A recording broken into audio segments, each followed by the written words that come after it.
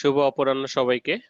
আজকে আমরা আমাদের টেক্সটাইল ফিজিক্স 2 এর যে লেকচারটি পড়ব সেটা সবাই হোপফুলি স্ক্রিনে দেখতে পাচ্ছি, fabric buckling, shear and drape. তো আজকে ফেব্রিকের এই বাকলিং, শেয়ার এবং ড্রেপ প্রপার্টি সম্পর্কে জানবো আমরা। চলো শুরু করা যাক। সো প্রথমেই চলে আসবো বাকলিং এর সংজ্ঞায়, যে ফেব্রিক বাকলিং এবং বাকলিং বলতে আসলে কি বোঝাচ্ছে।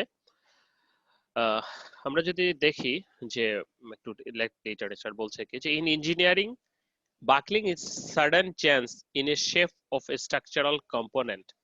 কি হবে, বাকলিং কে এভাবে ডিফাইন করা হচ্ছে, সংজ্ঞায়িত করা হচ্ছে যে sudden change in shape, sudden change in shape অর্থাৎ কোন একটা শেপ আছে সেটা sudden change of A structural component, হ্যাঁ সেটা স্ট্রাকচারাল কম্পোনেন্ট, একটা স্ট্রাকচারাল কম্পোনেন্ট শেডে সাডেন চেঞ্জ হয় under load, such the bowing of the column or under compression of the rinking of the plate under shear। তো এই ধরনের যে displacement বা এই ধরনের যে চেঞ্জটা ইন শেপে কোনো বস্তুর আন্ডার প্রেসারের কারণে, তখন সেটাকে আমরা ফেব্রিক, তখন সেটাকে আমরা বাকলিং বলছি। সো সেটা হতে পারে যেমন একটা কলাম অনেক সময় কি হয়, ডিফর্ম হয়ে ভেঙে চলে যায়, ঠিক আছে, অথবা একটা প্লেট, স্টিলের প্লেটকে যখন আমরা প্রেসারাইজ করি উল্টো দিক দিয়ে, অর্থাৎ একটা বস্তুর যখন আমরা প্রেসারের কারণে, স্ট্রাকচারাল বস্তুর যেটার অবশ্যই শেপ আছে, সাডেন চেঞ্জের কারণে যখন সেটার স্ট্রাকচারটা চেঞ্জ হয়ে যাবে তখন সেটাকে আমরা বাকলিং বলছি।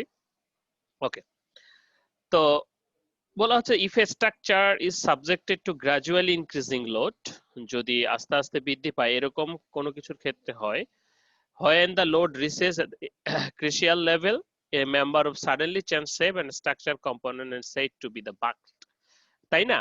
মনে করো যে একটা পিলার বা একটা লোহা, মনে করো প্রথমে বাঁকে না, তো এখানে প্রেসার দিতে দিতে একটা পর্যায়ে সেটা কি সাডেনলি বেঁকে যাবে, যখন তার ম্যাক্সিমাম লেভেলে চলে যাবে তখন সেটা ডিফর্ম হয়ে যাবে, এটাই তো স্বাভাবিক, তাই না?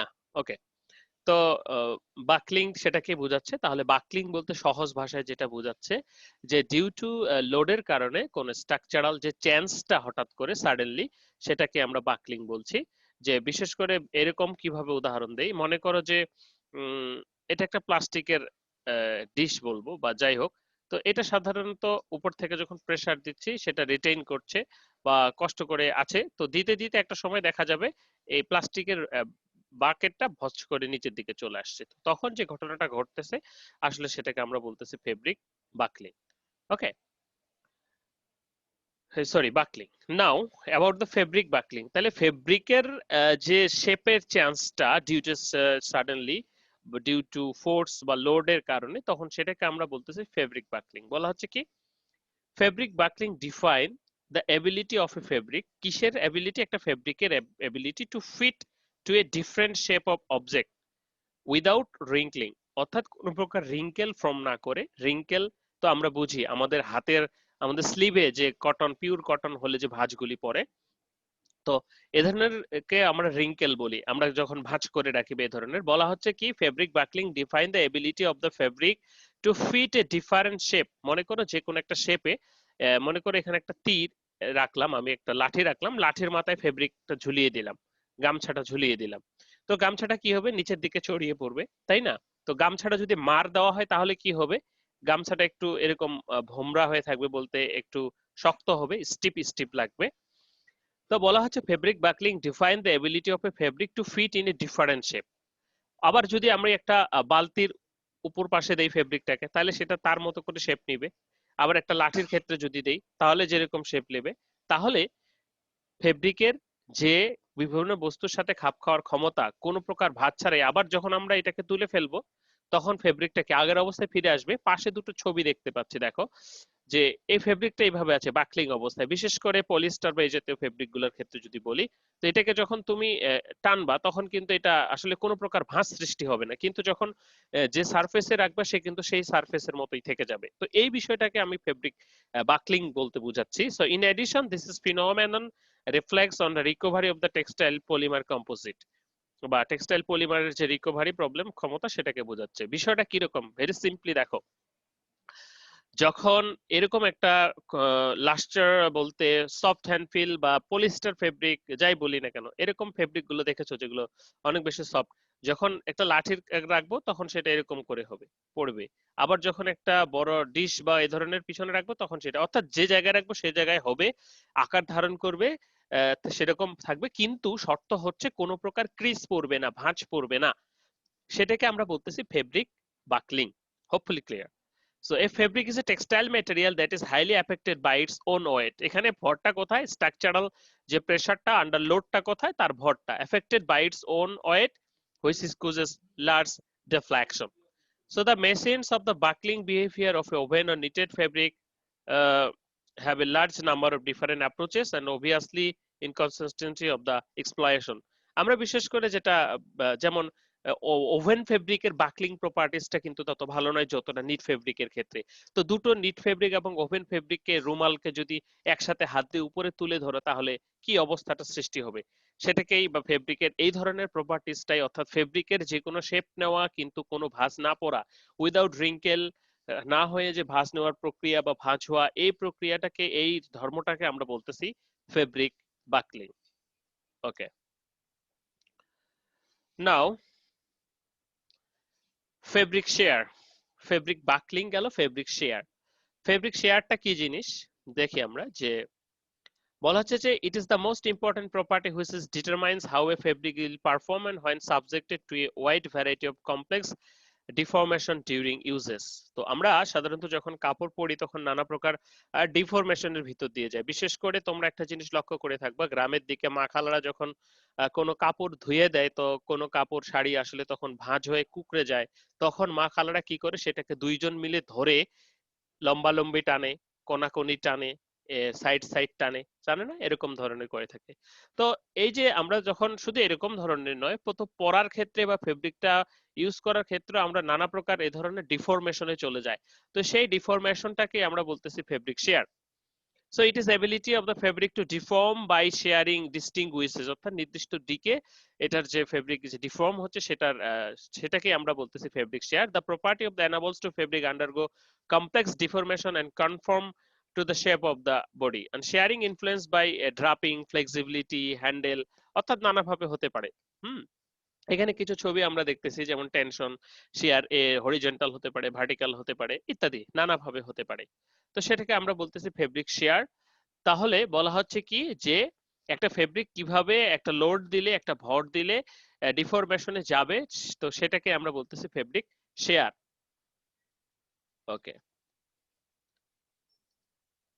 নাও শেয়ার স্ট্রেইন এবং পিওর শেয়ার স্ট্রেইন দুটো জিনিস। শেয়ার স্ট্রেইন, আমরা স্টিচ স্ট্রেইন পড়েছি না, হোপফুলি সবার মনে আছে, স্টিচ স্ট্রেইন পড়েছি না, সেই স্টিচ স্ট্রেইন যে শেয়ার স্ট্রেইন, স্ট্রেইনটা তখন শেয়ার বলা হচ্ছে যে share strain is the deformation of the material. হ্যাঁ, কিরকম deformation? Material under A share force which is causes the change in angle experienced by the side initially perpendicular to the direction of the shear. দেখো বলছে কি, এটা একটা অবশ্যই change.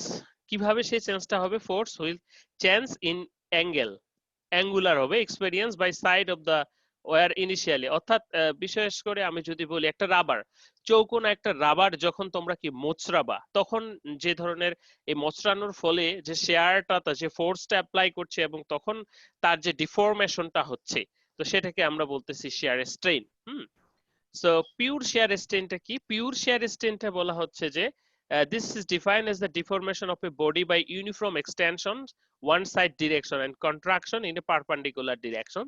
যখন শুধুমাত্র কি বলা হচ্ছে, ইউনিফর্ম অর্থাৎ হরিজন্টাল আর ভার্টিক্যাল এক্সটেনশন এবং কম্প্রেশন হচ্ছে, এদিকে কম্প্রেশন হচ্ছে অথবা এদিকে বাড়তেছে, তখনই শুধুমাত্র যে শেয়ারটা হচ্ছে, মানে ডিফর্মটা হচ্ছে ফেব্রিক শেয়ারটা হচ্ছে, যে একটা স্পেসিফিক লোডের আন্ডারে ফেব্রিকটা যেরকম ডিফরমেশন হয় সেটাকে আমরা বলতেছি ফেব্রিক শেয়ার।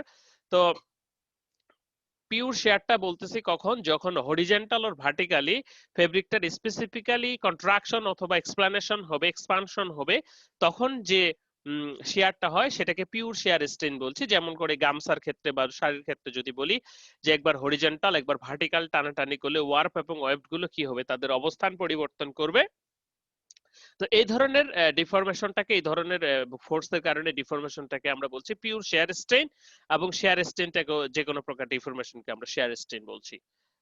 ওকে, তোমাদের স্টেজ স্টেজ কার্ভটা একটু দেখে নিলে ভালো হয়, আর একটু বোঝা যেত।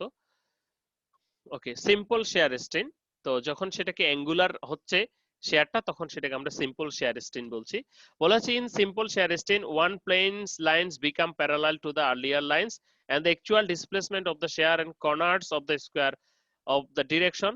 সো এখানে যদি আমরা দেখি, আগে এ বি সি ডি ছিল, পরে যখন অর্থাৎ এই কর্নার ডিসপ্লেসমেন্ট যখন হচ্ছে বা এই ধরনের ডিসপ্লেসমেন্ট যখন ঘটে অর্থাৎ ইউনিক নয়, তখন সেটাকে আমরা সিম্পল শেয়ার স্ট্রেন বলছি। আর একটা হচ্ছে পিওর শেয়ার স্ট্রেন। প্রথমে ছিল শেয়ার স্ট্রেন মানে ফোর্সের কারণে যে ডিফরমেশন, তারপরে ছিল pure shear strain only horizontal and vertical, and simple shear strain যখন অ্যাঙ্গুলার চেঞ্জ হবে তখন সেটাকে সিম্পল শেয়ার স্ট্রেন বলছি। Effect of normal load on shear behaviour. এখন আসি যে এখানে কি কি প্রভাবক বা কি কি হিসেবে ইফেক্ট হিসেবে ফেলে normal load of share behaviour. প্রথমে যদি আমরা দেখি যে লোড তো দিতেই হবে, তাই না? যে লোড না দিলে তো শেয়ার হবে না। বলা হচ্ছে normal load effects the share behaviour through a number of properties like wrinkling, frictional effect, elasticity, etc. The effect of normal load depends on the specimen size, whether the short and wide. দেখো আসলে যখন আমরা শেয়ারের কথায় যাব তখন আমাদের যে লোড সেটা আসতেই হবে। তো নরমাল লোড বিহেভিয়ার মনে হচ্ছে যে নরমালি লোড দিলে সেই ফেব্রিকটা কি ধরনের বিহেভিয়ার শো করবে সেটাকে বোঝাচ্ছে। তো নরমাল যখন আমাদের দিব সেটা সহনীয় পর্যায়ে, সেটা হতে পারে ফেব্রিকের রিঙ্কলিং, ভাঁজ পড়ে যেতে পারে, বা ফ্রিকশনাল হতে পারে, ইলাস্টিসিটির হতে পারে, যে কোনো প্যারামিটারস এর এফেক্ট করতে পারে। দেন যেটা আসছে স্কোয়ার স্পেসিমেন, অর্থাৎ স্কোয়ার স্পেসিমেনটা কি কোনো ইফেক্ট ফেলে কিনা। বলা হচ্ছে যে normal load has a big effect on shear behaviour of square specimen of the cotton fabric. Taylor found that, একজন বিজ্ঞানী, square specimen and wrinkling start the top of the left corner and finally gradually over the whole surface. বলা হচ্ছে যে একটা square স্পেসিমেনের সাথে সাধারণত corner থেকে শুরু হয় পুরো ফেব্রিকটাতে যায়। শর্ট ওয়াইড স্পেসিমেন, অবশ্যই যেটা শর্ট ফেব্রিক, শর্ট স্পেসিমেন সেটাতে যদি লোড বেশি দেয় অথবা ওয়াইড ফেব্রিকে যদি লোড কম দেয়, বলা হচ্ছে যে normal load has little effect on the share behaviour or a short wide specimen. তো স্পেসিমেনের সাইজের উপর যদি কম সাইজের উপরে বেশি লোড দেওয়া হয় অথবা বেশি লোড কম দেওয়া হয়, সেই ক্ষেত্রে ডিফরমেশন তো হবেই। ওকে, তো এই ছিল আমাদের ডিফরমেশন সম্পর্কিত কথা। এখন আসি আমরা যে ফেব্রিক বাকলিং এর কথা বললাম বা সেটাকে আমরা ফেব্রিক ড্রেপ বলছি, তো সেই ফেব্রিক ড্রেপটা সম্পর্কে আমরা একটু আলোচনা করি। বলা হচ্ছে যে in broad sense fabric drape is the ability of a fabric, একটু ভালো করে বুঝি সবাই। Drape is the ability of a fabric to hang a graceful folds. মনে করো তোমার কাছে দুইটা ফেব্রিক আছে, দুইটা ফেব্রিক, তোমার দুটো স্ট্যান্ড আছে, এরকম দুটো স্ট্যান্ড আছে। তো সেই দুটো স্ট্যান্ডে তুমি কি করছো, এরকম একটা প্লেট লাগানো আছে উপরে দুটোরই, সেই প্লেটে তুমি ফেব্রিকটাকে, গামছাটাকে মনে করো ঝুলিয়ে দিতেছো। এখন তোমার দেখার বিষয় যে গামছাটা কতখানি নিচের দিকে ঝুলে পড়ছে। এই যে দুটো ছবি এখানে দেখতে পাচ্ছ, যে কোনটা বেশি নিচের দিকে ঝুলে পড়ছে, অর্থাৎ যেটা শক্ত নয়, স্টিফ নয়, সেটা কি নিচের দিকে বেশি ঝুলে পড়বে, আর কিন্তু যেটা শক্ত সেটা কি চারিদিকে একটু ছড়িয়ে যাবে। তাহলে এই ফেব্রিকটা ড্রেপ কম, এই ফেব্রিকটা ড্রেপ বেশি। মানে হচ্ছে কি, এইরকম যদি এরকম যে সারফেসের এটার সাথে খাপ খাওয়ার ক্ষমতা যে ফেব্রিকের যত, উইদাউট এনি রিঙ্কেল, সেটাকে আমরা ফেব্রিক ড্রেপ বলছি। তাহলে ড্রেপটা কি বোঝা গেছে? বা দুটো গামছা যদি হাত দিয়ে আমরা ধরি উপরের দিকে, আঙ্গুলের মাথায় নিয়ে উপরে উঠাই, তাহলে কি অবস্থার সৃষ্টি হবে বা ফেব্রিকটা কিরকম ভাঁজ হয়ে নিচের দিকে ঝুলে পড়বে সেটাকে বোঝাচ্ছে। So by this feature, the fabric or garments specimen a graceful appearance in use, and the opposite characteristic is stiffness of the fabric. এই স্টিফনেস আমরা বুঝি, স্টিফনেস অফ দ্য ফেব্রিক, যে আমরা যখন ফেব্রিকে মার দেই তখন ফেব্রিকটা কি খরখরা হয় না, শক্ত হয় না, তখন সেটা সাধারণত ভাঁজ হতে চায় না। কিন্তু যখন আমরা মার দেই না তখন ফেব্রিকটা নেতিয়ে পড়ে না। তো এই যে খরখরা হওয়াটাকে স্টিফনেস বলছি এবং নেতিয়ে পড়াটাকে ফেব্রিক ড্রেপ বলছি। ওকে, so fabric drapability, drape or drapability is a morphological characteristics. Uh, okay, morphological characteristics occurring when fabric is hanging down for its gravity. তো যখন আমরা এই ধরনের হ্যাঙ্গিং করব তখন সেটা গ্র্যাভিটি এবং নিজস্ব ওজনের কারণে নিচের দিকে ঝুলে পড়বে। তো কে কতখানি ঝুলে পড়তে পারছে এই প্রপার্টিসটাকে ফেব্রিক ড্রেপ বলা হচ্ছে। One of this are important indicator measuring the clothes of the fitting. তো আমার ফেব্রিকটা আমার শরীরে ফিট করবে কিনা সেই ক্ষেত্রে কিন্তু ফেব্রিক ড্রেপটা গুরুত্বপূর্ণ, যে আমার শরীরের সাথে বডির সাথে অ্যাটাচ হবে কিনা। তো যে ফেব্রিকের ড্রেপ যত ভালো সেই ফেব্রিক তো তত ফিট হবে।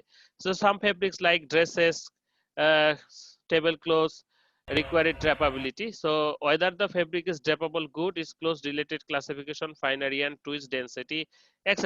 এখানে ফেব্রিক স্ট্রাকচার, টুইস্ট, ইয়ার্ন অনেকগুলো বিষয় নির্ভর করছে কোন ফেব্রিকের ড্রেপাবিলিটি কিরকম হবে সেটার উপর।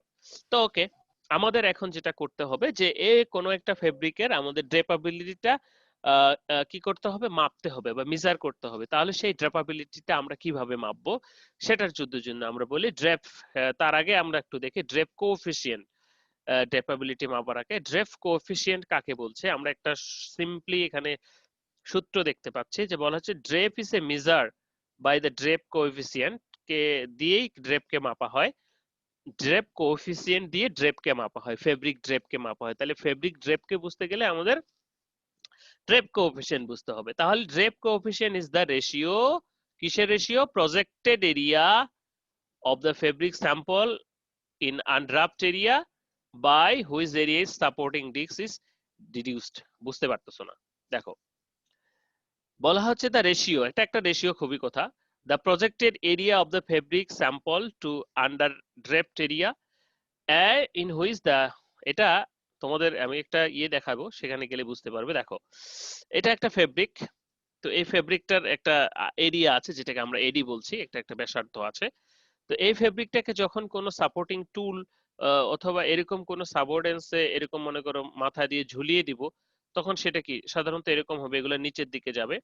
তো নিচের দিকে গেলে এগুলো তো তখন দেখা যাবে না, এই পোর্শন গুলো বাদ চলে যাবে। তো বলা হচ্ছে the area of the shadow by the area of the specimen in the disc by area of the circular specimen the area of the supporting disc। কিছুই বুঝতে পারতেছো না, ওকে আসতেছি। আমরা এখন একটু ইমেজে চলে যাব, ইমেজে চলে গেতে, হ্যাঁ এখানে চলে আসব।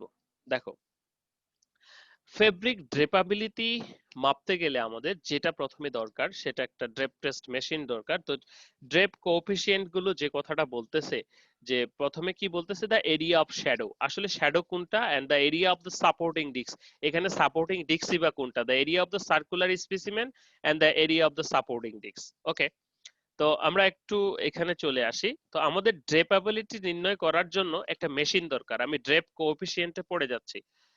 ড্রেপাবিলিটি নির্ণয় করার জন্য আমাদের যে মেশিনটা দরকার সেটাকে আমরা ড্রেপ টেস্ট মেশিন অথবা কিউসিক ড্রেপ টেস্ট মেশিন বলে থাকি। তো এই মেশিনটা সম্পর্কে একটু আমাদের জানতে হবে, বুঝতে পারলে আমাদের পরের যে ড্রেপ কোএফিসিয়েন্ট সেটা আমরা বুঝতে পারবো। তাহলে শুরু করি, এই মেশিনটা সম্পর্কে একটু জানি।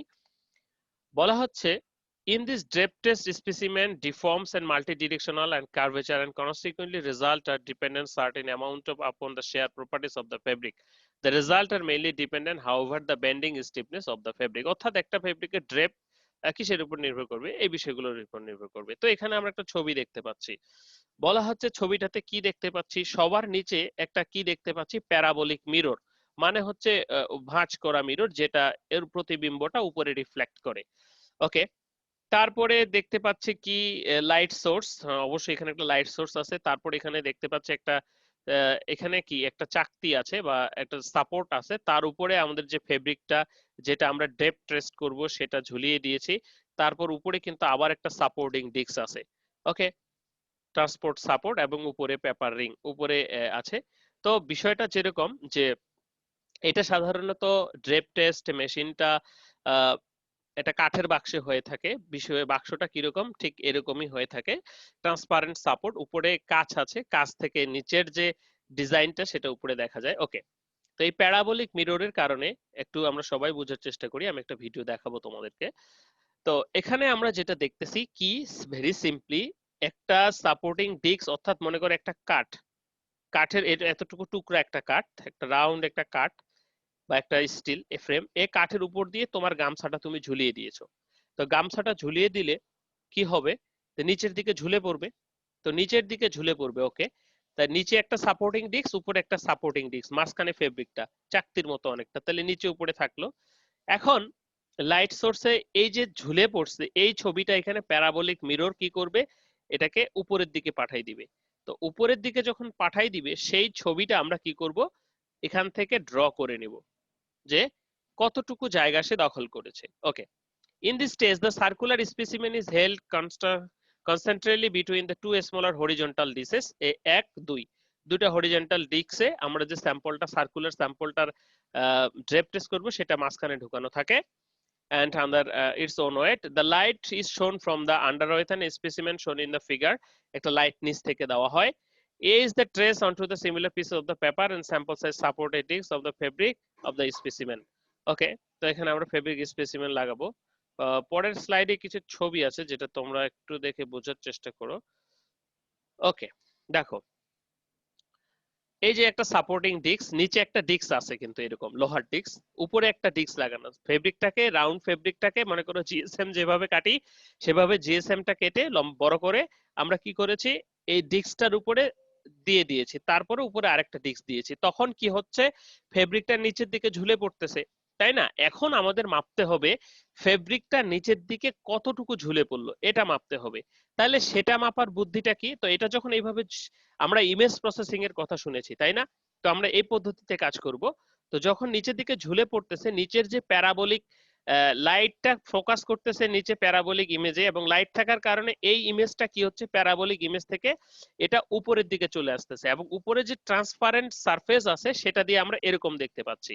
তখন আমরা কি করতেছি, বাইরে একটা পেপারে, এরকম রাউন্ড একটা পেপারে কি করতেছি, এটাকে ট্রেস করতেছি যে এটার কোন দিক দিয়ে শ্যাডোটা কিরকম, এরকম ভাবে শ্যাডোটাকে আমরা কি করতেছি, ট্রেস করতেছি। আমরা কি করব, এই শ্যাডোর এরিয়াটা ক্যালকুলেশন করব। এখানে যে সাপোর্টিং ডিস্কটা আছে সেটার এরিয়াটা তো আমার জানা, ফেব্রিকটা যতখানি কেটে নিয়েছি সেটার এরিয়াটাও আমার জানা, কিন্তু এটা আমার জানা নয় যে কতখানি শ্যাডো তৈরি করলো এ ধরনের। ওকে, আমরা যদি এখানে ছবিটা উপর থেকে দেখি তাহলে এরকম দেখায় যে ফেব্রিকটা যেভাবে ঝুলে পড়ছে ঠিক এভাবে ঝুলে পড়ছে।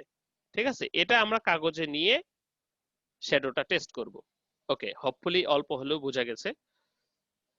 ওকে, যাই। The steeper fabric is larger area and larger. আচ্ছা, তার আগে ভিডিওটা দেখাই, দেখলে সবাই হোপফুলি বুঝতে পারছো। প্লিজ একটু সময় দিবে সবাই।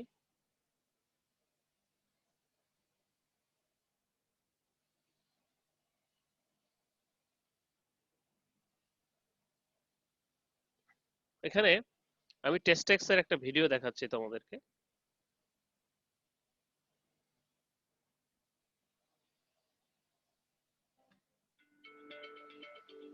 এটা সাধারণত ইমেজ প্রসেসিং এর মাধ্যমে কাজ করে। তো আমরা যেটা ম্যানুয়ালি করছি সেটা ইমেজ প্রসেসিং এর মাধ্যমে করে কম্পিউটার। একইভাবে দুটো ইমেজ প্রসিডিউর আমি তোমাদেরকে দেখাবো, এরপরে আরেকটা ভিডিও দেখাবো। এটা আমাদের ড্রেপ টেস্ট মেশিন। তো অ্যানালাইসিসটা দুই ভাবে করা যায়, একটা হচ্ছে ম্যানুয়ালি আর একটা হচ্ছে ইমেজ প্রসেসিং এর মাধ্যমে। আমি যে কথাটা বললাম, দেখো একটা ডিস্ক, নিচে একটা স্যাম ডিস্ক দিয়ে ফেব্রিকটাকে কি করা হয়েছে, মাউন্টেন করে দেওয়া হয়েছে। তাহলে দেখো ফেব্রিকটা নিজের ওজনের ভারে নিচের দিকে পড়ে গেছে, তাহলে একটা শ্যাডো তৈরি করছে নিচের দিকে পড়ে গেলে। ওকে, এখন আমাদের এই যে শ্যাডোটা হয়েছে এটা শুধুমাত্র মেজার করতে হবে।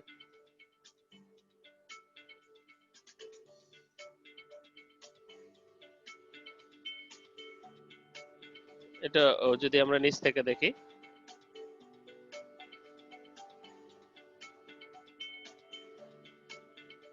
এটা কম্পিউটারাইজড, যদিও আমরা ম্যানুয়ালটার কথা বলছি, ম্যানুয়াল কম্পিউটারাইজড দুটোই পাওয়া যায়, কিন্তু দুটোর কথাই হচ্ছে একই কথা। এটা দেখে হলো না, আমি আরেকটা ভিডিও তোমাদের সাথে শেয়ার করতে চাচ্ছি। ওকে, আমাকে আরেকটু সময় দিবে সবাই।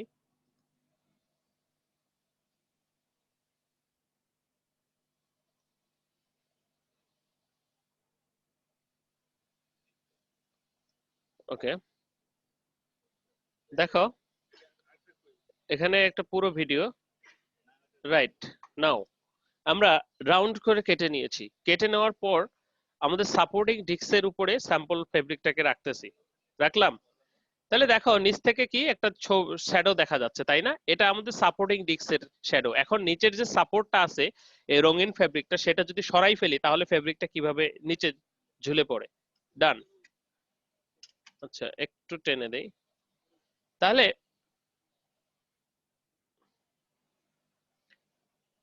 এটা আবার এখন ঘুরে কেন? দেখো আমরা যখন নিচে সাপোর্টটা সরিয়ে নিলাম তখন কি ফেব্রিকটা কি হলো, এই যে এরকম ভাঁজ করে নিচের দিকে পড়ে গেল, তাই না? ইউটিউবও চলে না। তো এই যে নিচের দিকে পড়ে গেল, আমরা এখন এটাই মেজার করব। ঠিক আছে, ওকে।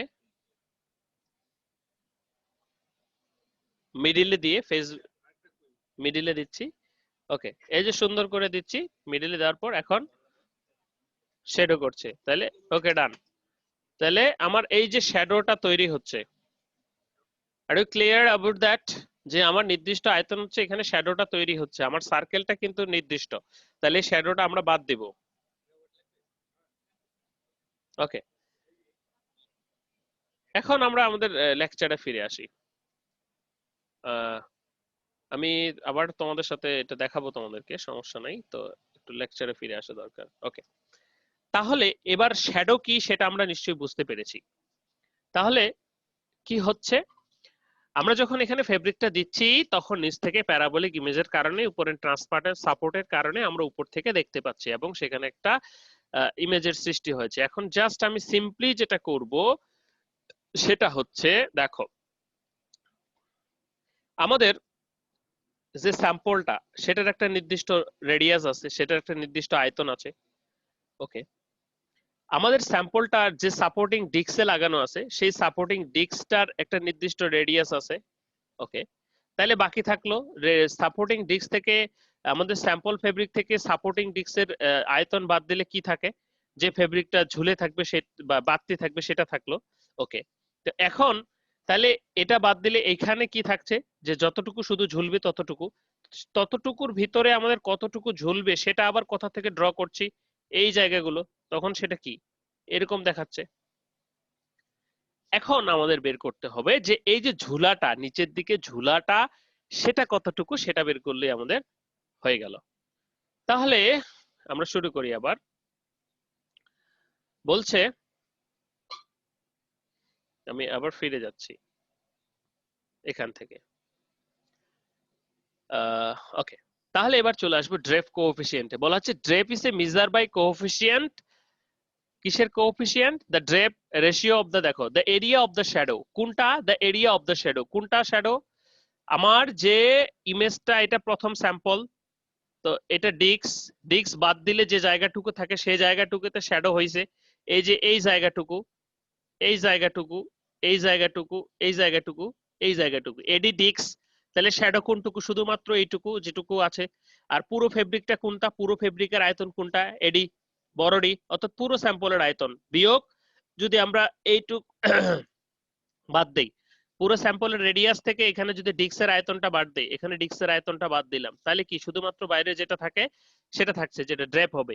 তো সেইখান থেকে যতটুকু ড্রেপ হয়েছে সেটা বাদ দিলাম, তাহলে বাদ দিলে আমরা কি সেই এরিয়াটা পাবো না, যে the area of shadow, only the area of shadow, এই যে এই সার্কেল থেকে এইটুকু area of shadow minus the supporting disc, এই সাপোর্টিং ডিস্কের এরিয়া যতটুকু, shadow minus supporting disc, area of the circular specimen এটা পুরোটার, and the area of the supporting disc minus, অর্থাৎ নিচে উপরে কিন্তু দুটো সাপোর্টিং ডিস্ক রয়েছে আমাদের, তো সেই জন্য আমাদের দুটো সাপোর্টিং ডিস্কের আমরা কি করছি, মাইনাস করছি। আমি আবারও বলছি, আমরা এরকম একটা সাপোর্টিং ডিস্ক, সেটার একটা নির্দিষ্ট আয়তন আছে, সেই সাপোর্টিং ডিস্কের উপরে আমাদের ফেব্রিকটা দিতেছি, সেই ফেব্রিকটার একটা নির্দিষ্ট আয়তন আছে, সেই ফেব্রিকটা কি হচ্ছে, ভেঙে যাচ্ছে নিচের দিকে, তারপর উপরে আবার একটা সাপোর্টিং ডিস্ক দিচ্ছি, তাহলে সেই সাপোর্টিং ডিস্কের থেকে সাপোর্টিং ডিস্কের আয়তনটা যদি বিয়োগ করি, চলে গেল, শুধুমাত্র এখানে বাড়তিটুকু থাকলো, তাহলে এই বাড়তিটুকুর ভিতরে কি তৈরি হচ্ছে, শ্যাডো তৈরি হচ্ছে, তাহলে সেই শ্যাডোটা আমাদের মাপা দরকার। সো সেটাকে আমরা সিডি সমান সমান বলতেছি AS shadow minus AD supporting disc minus A বড় ডি হচ্ছে পুরো specimen minus AD supporting disc. সেটাকে আমরা যদি AS minus pi r square one, যেহেতু এটা রাউন্ড সেটার সূত্র রয়েছে pi r square two, so এখানে ড্রেপ কোএফিসিয়েন্ট সেটাকে বলা হচ্ছে এই যে area of the shadow, area of the circular specimen, supporting disc, etc. তো এটাকে বলা হচ্ছে ড্রেপ কোএফিসিয়েন্ট। তাহলে কিসের ড্রেপ কোএফিসিয়েন্টটা আমরা পেলাম। এরপরে আমরা আসবো স্যাম্পলটাকে কিভাবে মেজার করা হয়। এখন একটু পড়ে যাব। বলা হচ্ছে যে কি করব, স্যাম্পলটাকে এভাবে, এটা মেশিন স্পেসিফিকেশন হয়ে গেছে। মেশিন স্পেসিফিকেশন ইমেজ গুলো দেখে হয়তো কিছুটা বুঝতে পেরেছো। ওকে, এখন আমরা ক্যালকুলেশনে চলে যাব। বলা হচ্ছে যে স্টিফ ফেব্রিক হলে কি শ্যাডোটা বেশি জায়গা দখল করবে। যে ফেব্রিকটা স্টিফ মানে হচ্ছে কি বলবো খরখরা, তাহলে সেটা তো ভাঁজ হবে না। তাহলে সেটা ভাঁজ না হলে এরকম বেশি জায়গা দখল করবে, তাই না? বেশি জায়গা দখল করবে মানে সেটা ড্রেপেবল না, তাহলে সেটা ড্রেপেবিলিটি ভালো না। বলা হচ্ছে the stiffer fabric is the larger is the area of the shadow compared to the supported discs on the fabric. To measure the area involved, whole paper ring is weighted and cut away. ওকে, আমি ফুল প্রসিডিউরটা তোমাদের একবার বলি, তাহলে তোমাদের জন্য সুবিধা হবে। আমাদের কি এর পরবর্তীতেও আছে কম্পিউটার এইডেড টেস্ট? নাই। আচ্ছা, আমি ফুল প্রসেসটা তোমাদের একবার বলি।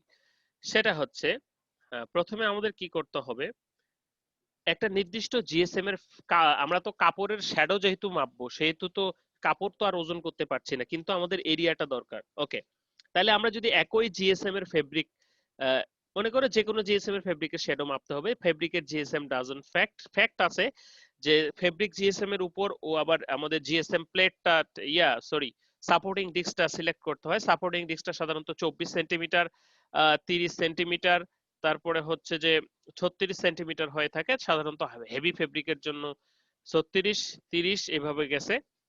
তো সাপোর্টিং ডিস্ক গেল। তো এখন বড় হচ্ছে এই সাপোর্টিং ডিস্কের মান অনুসারে একই জিএসএম এর আমরা কাগজ কেটে নেই। সেই কাগজটার ওজন তো আমরা জানি, তাই না?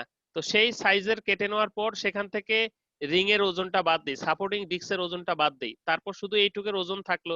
তো এটা আবার যখন ড্র করি, ড্র করার পর সেখান থেকে আবার ড্রয়িং এর ওজনটা বাদ দিই। তাহলে এই ওজনের পার্থক্য থেকে আমরা সহজেই আমাদের কতটুকু ড্রয়িং হলো সেটা পাবো। ক্লিয়ার? ভালো করে বলি, প্রথমে স্যাম্পল সাইজের অনুসারে একটা কাগজ এরকম রাউন্ড কেটে নেই, এটার একটা ওজন আছে। তারপর সেখান থেকে প্লেটের অনুসারে যেটা থাকবে প্লেটের জায়গাটা কেটে ফেলি, প্লেটের জায়গাটার একটা ওজন আছে। তাহলে প্লেটের জায়গা চলে গেলে শুধু শ্যাডোর জায়গাটা থাকছে। তো এই শ্যাডো জায়গাটা আবার পুরোটা ইউজ হয় না, যতটুকু শ্যাডো হয় ঠিক ততটুকুর কেটে নেওয়ার পর সেটার ওজন নিচ্ছি। তাহলে কি আমরা ওজন পাচ্ছি, ভেরিয়েশন পাচ্ছি। তো এই ওজনের ভেরিয়েশন থেকে আমাদের যে ড্রেপ কোএফিসিয়েন্ট সূত্র, সেই সূত্র থেকে আমরা সহজেই আমাদের ফেব্রিকের ড্রেপটা বের করতে পারছি। অর্থাৎ কতটুকু জায়গা সে দখল করলো, আমার যে ইমেজটা সেটা কতটুকু জায়গা দখল করলো। ওকে, সেটাকে আমরা ড্রেপ কোএফিসিয়েন্ট বলছি। এরপরে যেটা আসবো আমরা কম্পিউটার এইডেড ড্রেপ টেস্ট, অর্থাৎ ইমেজ প্রসেসিং এর মাধ্যমে ইমেজ অ্যানালাইসিস করে যেটা হয়। আমরা প্রথমে যে ভিডিওটা দেখলাম যে সরাসরি কি হচ্ছে, ইমেজ প্রসেস করছে, অর্থাৎ ইমেজটাকে কম্পিউটারাইজ করে প্রসেস করা হচ্ছে। করে আমরা যেটা ইমেজটাকে আমাদের নরমালি যেটা প্রসেস করছি আমরা বাইরে নিয়ে এসে তারপর প্রসেস করছি একে একে। তারপর সেটার এই যে দেখো এখানে সুন্দর করে দেওয়া আছে যে বাইরের একটা এরিয়া রয়েছে, ডিস্কটার একটা এরিয়া রয়েছে, তারপর বলা হচ্ছে যে যে আমার শ্যাডোটা তৈরি হলো সেটার একটা এরিয়া রয়েছে। ওকে, তো এটা আমরা নরমালি বাইরে যে ক্যালকুলেশনটা করছি সেটা সেখানে নরমালি ইমেজ প্রসেসিং এর মাধ্যমে করা হয়, সেজন্য সেটাকে কম্পিউটার এইডেড বলা হচ্ছে। So okay, drape coefficient, maximum number waves etcetera অনেক কিছু বের করা যায়।